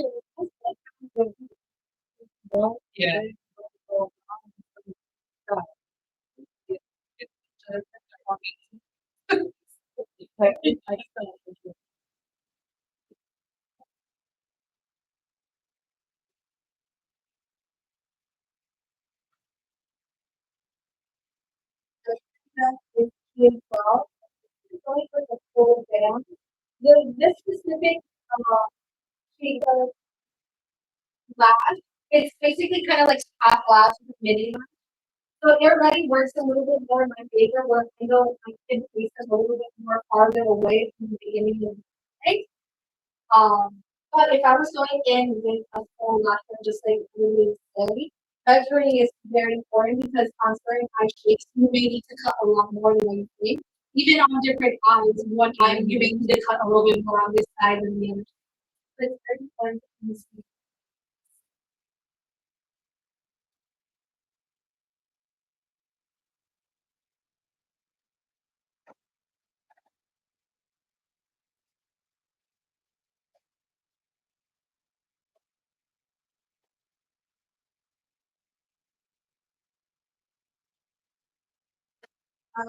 Trim. Eyelash glue, you want to also double check with your client. This goes back against like consultations and like your communication beforehand with sensitivities. You want to make sure you're having different types of lash glues, latex free. You prefer to work with like complexion. Just make sure that there's like no sensitivities before you go into that glue. I'm doing a coat to one lash, and then I'm gonna do the other one as for it to kind of like get a little tacky. Because if you go in directly with your lash band onto the eye and it's so wet, it's gonna slip and slide, and that's where blood is having the most trouble with keeping it coming out. I'm also gonna put a little bit on the applicator. I'm gonna put the tiniest amount also onto the lash line. I have a little bit of then bigger applicators. So we have something there in this one. I have there is like a liner with a like for what is possible. I do the glue, you know. Sorry. And you get it in once. I learned that in the class like 6 years ago. Yeah, people like Or brag to the public or people that is gonna be the power.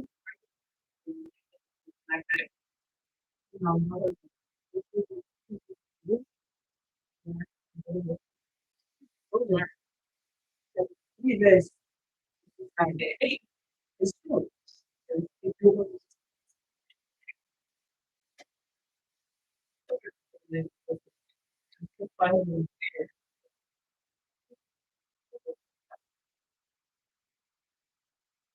Other key things when it comes to the lashes, because it's in the attacker state, let's say like right now, the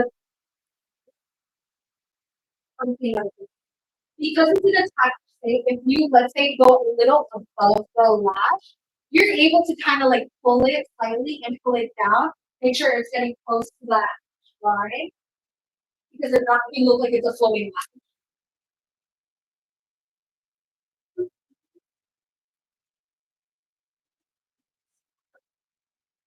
I put it so because it's a midi lash, I'm putting it more towards the outer. And then if I need to go in, I can go back here because the last one is out here. But I'm focusing it first on the outer because I know where I'm.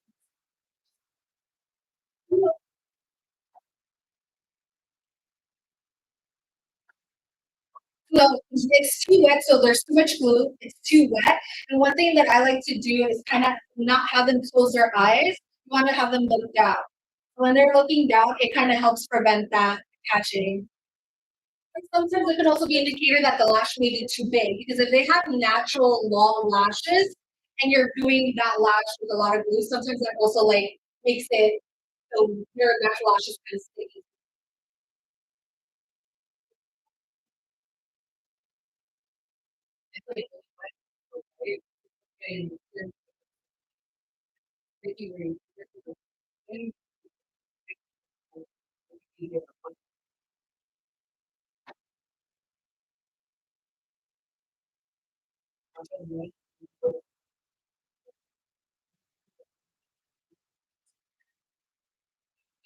With my little. Yes, I do remove it.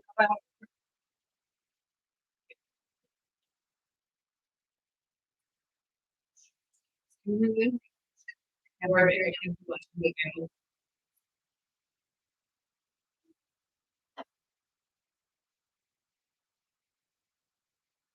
So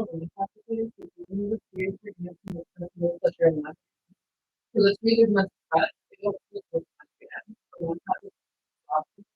Again, like the server is the one. So you can see there's a little cutis. So what I'm gonna do to remove it is I'm gonna rehydrate the skin so that way I can remove it. So mist above a little bit so they kind of get those smooch from the silly.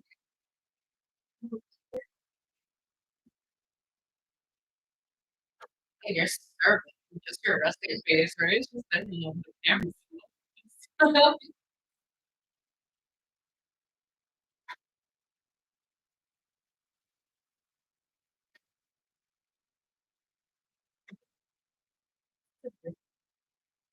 Now it's just going to be the same pieces. I'm not putting too much pressure. I don't want to take it completely. I'm gonna go in with a little bit of that suction product everything forward, but the most meaningful this pressure on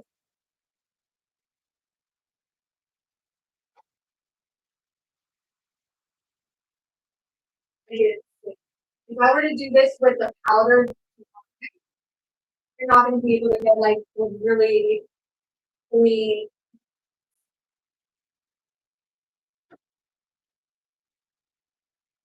So that's why I said again in the beginning, make sure you don't have anything. Because it is sometimes annoying. But if that happens, that's what I would recommend rehydrating the skin before you go in.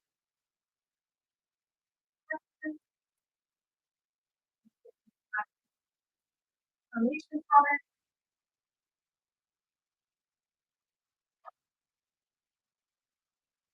powder, which in this fix. is that it's gonna add that hydration and kind of like make the colors melt in.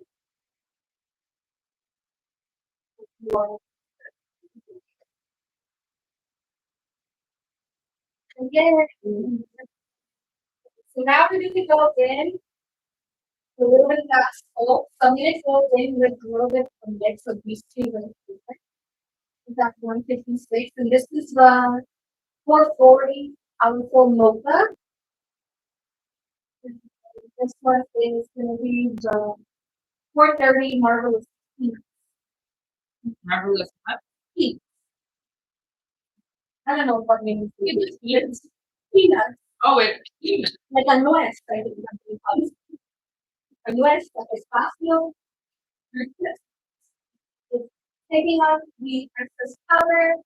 We're gonna start testing this. That contour bronzer, the after,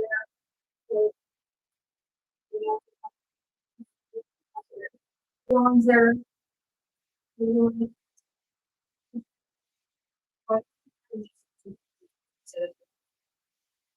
Just because I want to have a little bit more depth, if I'm gonna go in with this original one, I feel like it's gonna be too light. So when I do a little bit mix of something that's a slight bit deeper, a little bit lighter, it kind of makes where it's not so dark, where now it's like a helmet on the face. It's kind of like toning that color. And this undertone is more neutral, so I'm also kind of neutralizing this tone right here. It's actually even this tone, I will say, it's more like, or this one you can see so much more. Again,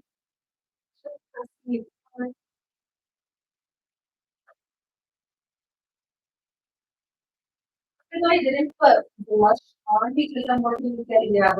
It looks like it's like a natural blush.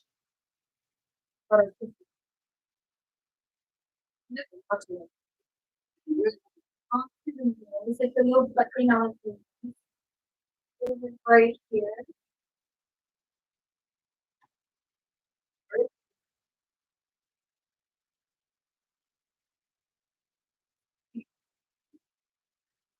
So because as you can see that natural too, I'm not gonna go in with highlighter, like this highlighter right here.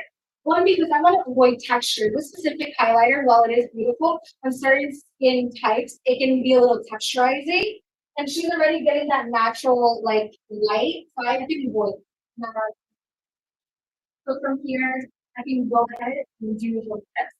That we're gonna go back. Exactly. She's going from within. Let's do.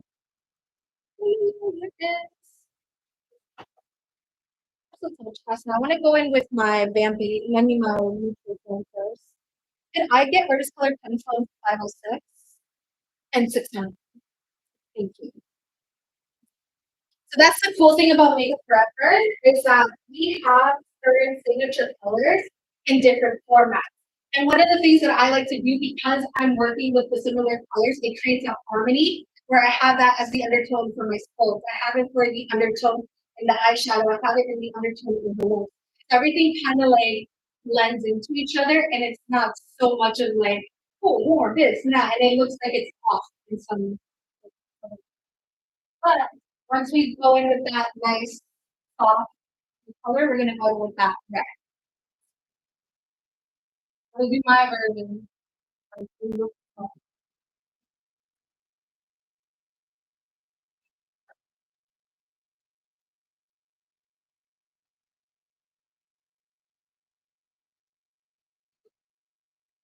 Are these sanitized?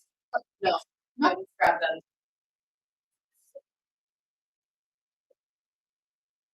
Sure. Sanitation is complete.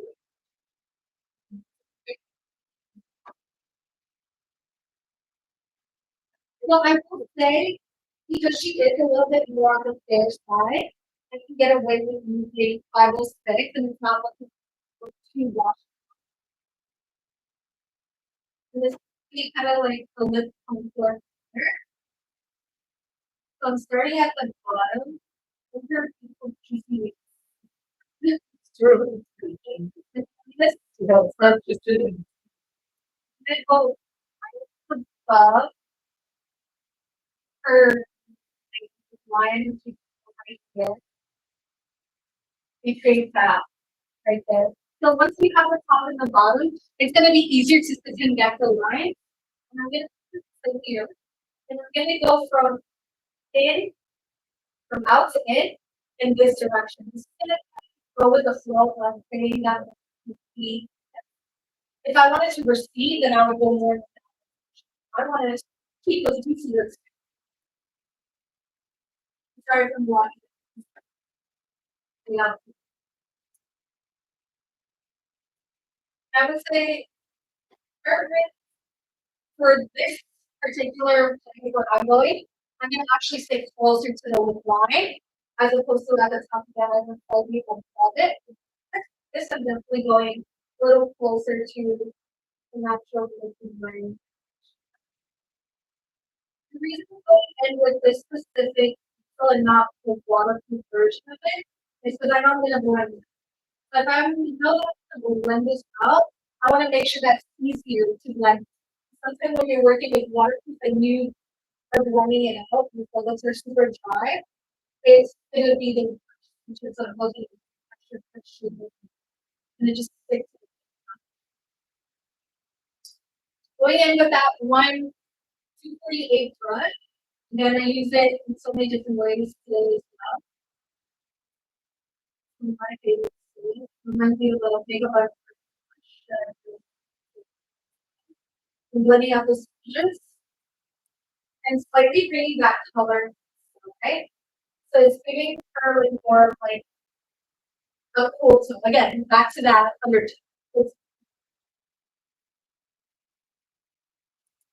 even from here, if I wanted to, I can go in with a tinted lip gloss that's like blushy, and I can color it away from here.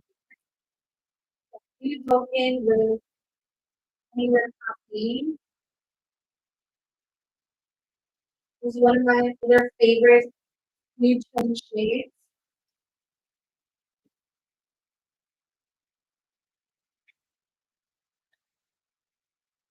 And this part, you have a waterproof version. You can normally look at the waterproof version. That you did.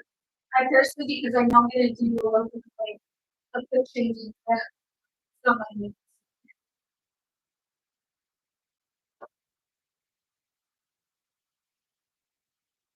for her skin tone shade because she isn't the fairest of flavor. This is showing up more as like a true nude on her. But I err on the side of caution if you're working with somebody even fairer than her. Because sometimes this color can appear a little bit more warmer or a little orange.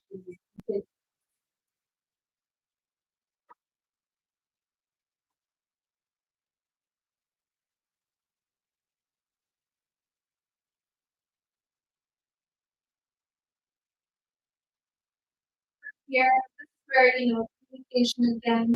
If your client is somebody that adores the super defined lip line or look, going back and redefine that line. You can even go in with a slightly deeper color or specifically pencil.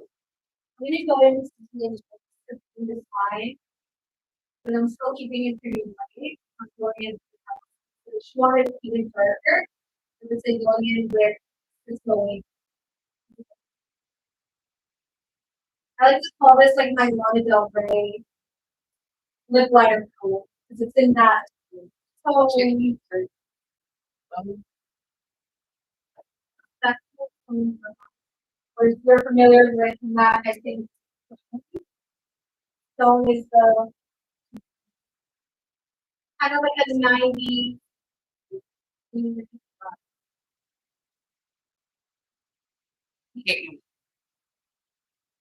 We added that definition and then Okay. I'm gonna breathe the drama and the suspense. That's the I'm gonna go in now with this lip gloss. This is Latte Glaze. I love our lip glosses are amazing. One, because they're hydrating, but at the same time, they're not so oily like an actual lip oil. So they have pigment, they have hydration, and it's not as tacky as other lip oils. I will say give a heads up to your client or yourself. It does have a slight cooling sensation, but it doesn't have the same ingredients to actually plump, like toothpaste lip combo technically. It doesn't have the I It's peppermint. yeah, it doesn't have that. It's cool. It is cool. It just feels And it won't break down your liner. That looks it might be for you.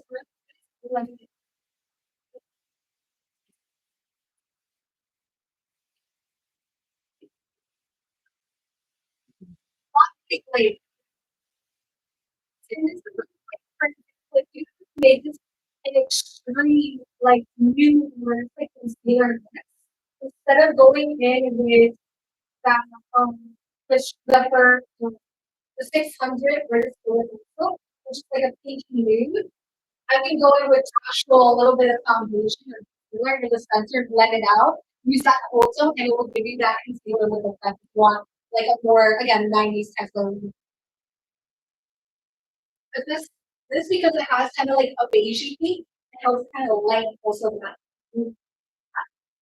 But that first color pencil in the pencil out, so defines the lips. So this isn't being totally washed into.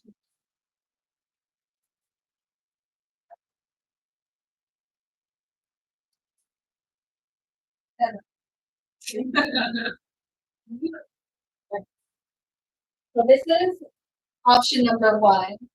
You have the new lips and the smoky eyes. So for somebody that wants, you know, smokiness but still wants to keep it in that soft glam or full glam but not too crazy, this is option number one.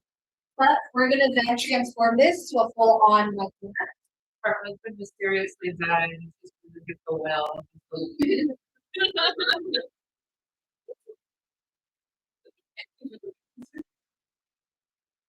So this is where I'm gonna go. And whenever you do a quick change, I actually like to work with certain type of texture of tissues because you want to make sure you're not going in with something that's gonna leave so much lint. Like I'll even this like this still isn't like the perfect product that I would use to like take off. I would even like recommend doing like a towel some sort. The cotton pads And for the nails. cotton pads. Yeah, or the those are better. It goes on the page. Push out their lips. Just gonna I focus honestly kind of removing the excess focus. Like because I'm working in that realm of food, I don't have to be like, oh my god, I'm totally taking it. Still work with the bones here. So that's the other thing when you're doing, if you're in this case of doing quick changes, keep in mind there's certain things that you can still keep under that you can just layer on top of. So now I'm gonna go in with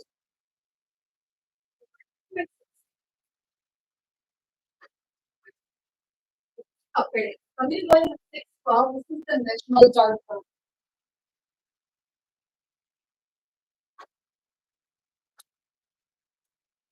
So the same thing, I'm gonna go in now.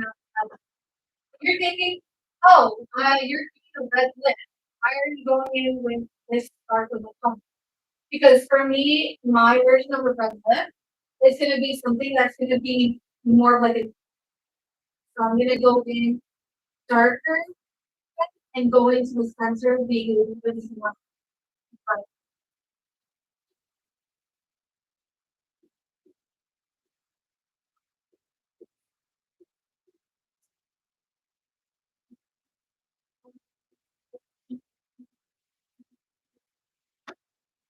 Because I'm going with that same this color pencil, this is gonna blend out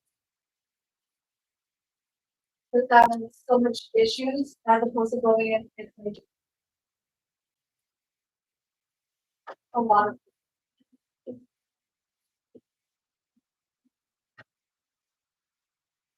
ever wanted to even go to the extremes, I honestly give this is not this level.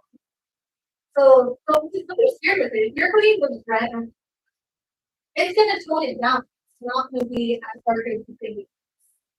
It's under painting your lips. Exactly. There you go.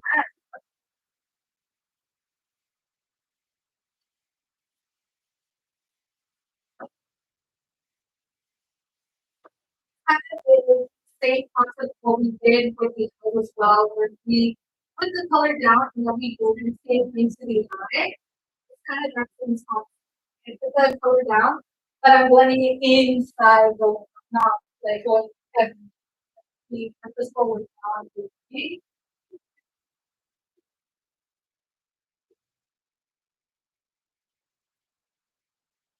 Even this is like a lip color going that latte blend.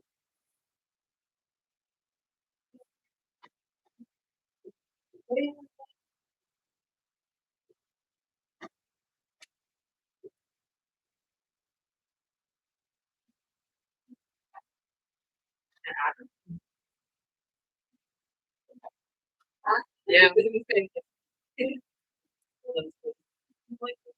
Yeah. My name is not Jocelyn, it's Jocelyn. Oh, my she's married to the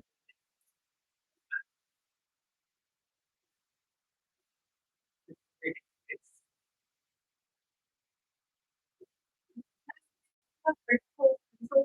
It's Like to say that these are so they think this should really out. For the lip, this is also found in the part where people on the line.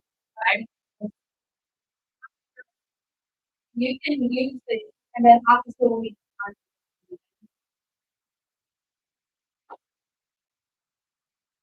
and with smart bread,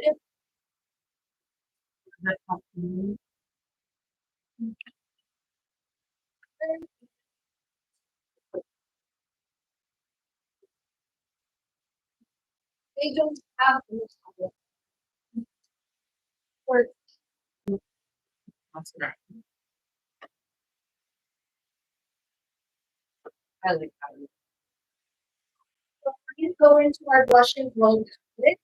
So little things that outside, you can use that to be just on the cheeks. I want to use them on the eyes.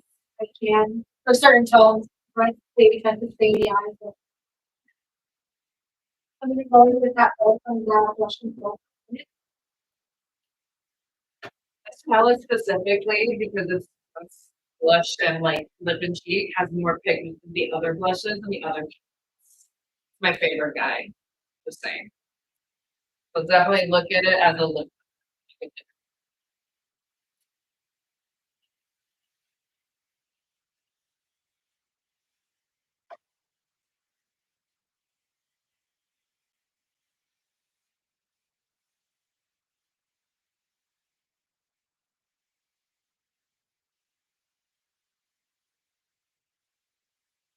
I was just gonna say I feel like a fruit wine kid. They meant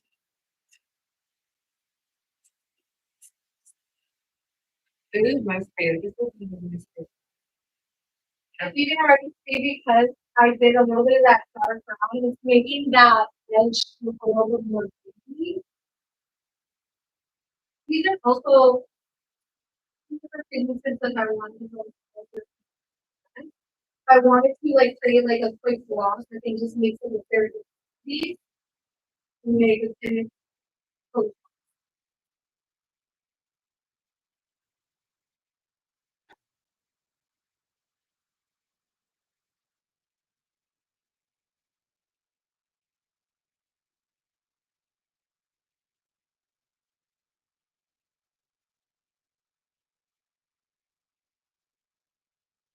Here with another little clean applicator, just making sure I'm kind of cleaning up my edges before going with the concealer. Or if I'm keeping this clean up the edges, makes it a little bit this clean.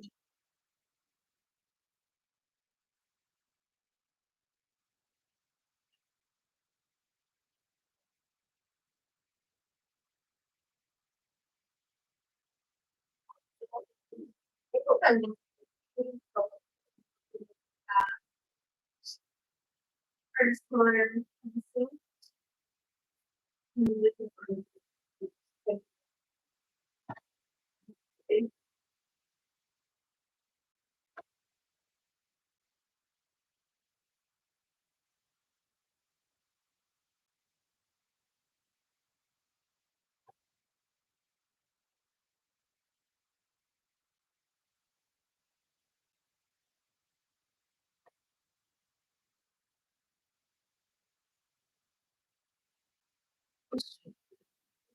sorry, combo within the mirror. This one just I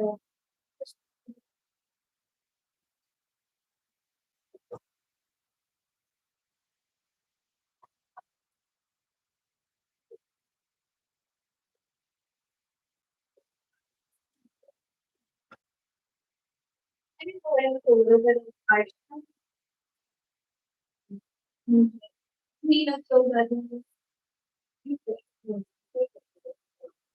try. I just use this to kind of blend out the application of that.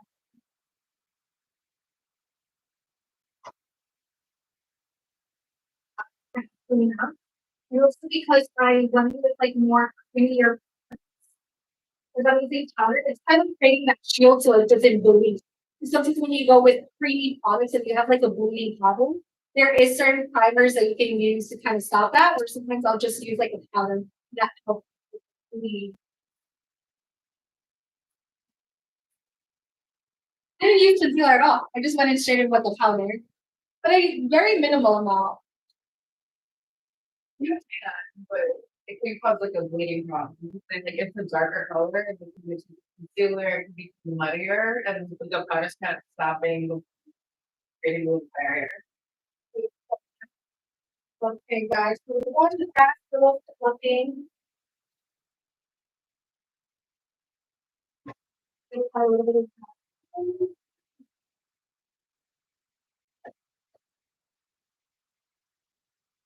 never get all the day. This is, they read the will, she got the money, she's ready for to. Those were number 5.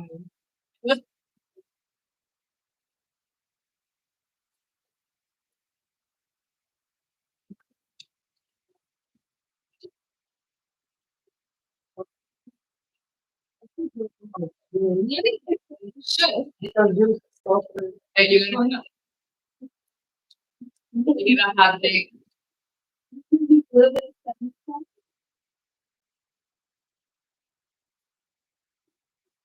It's a problematic one.